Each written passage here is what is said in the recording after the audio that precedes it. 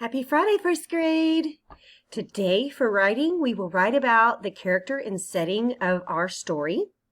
We are going to do this by using a graphic organizer to illustrate our character and setting for our story. Then we will write one sentence about each one. This is important so that we can become better writers. Okay, remember the brainstorming we did this week where we as writers think of things to write about? The ideas just pop into your brain? Okay, well, you either brainstormed ideas from your picture in nature that you wrote or that you labeled. Okay, so you either got some ideas from your picture or you could have used some of the ideas from our brainstorming list that we came up with together. Now, what you're going to do with that list is you're going to choose who is going to be your character and where is your setting going to take place. Where is the story going to happen? Where is it going to take place? So you're going to open your journal and find two clean pages side by side. So here's a clean page on this side and a clean page on this side. We're not doing anything with this page today, okay? So just leave it alone. But this one right here, we are going to draw a line down the middle of this page and label it characters. You'll write characters at the top. Then the setting, that's where your story is going to take place. You'll write setting at the top. Then you are going to draw a picture of your characters. Then you are going to draw a picture of your setting. Then you're going to write a sentence about your characters and one sentence about your setting. Here is an example. I drew the characters for my story, or the character. I just drew the squirrel today.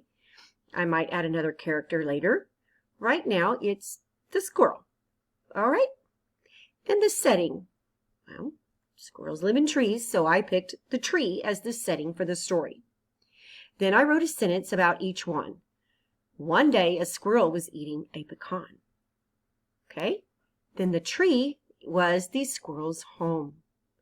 Now, this is not my story. Okay? This is still part of my brainstorming. This is called a graphic organizer. We're going to get our ideas written down before we put it into a story. Okay? So now, you cannot copy mine exactly. Okay? If you choose squirrel, you definitely have to have a different sentence. If you choose trees, you definitely have to have a different sentence, okay?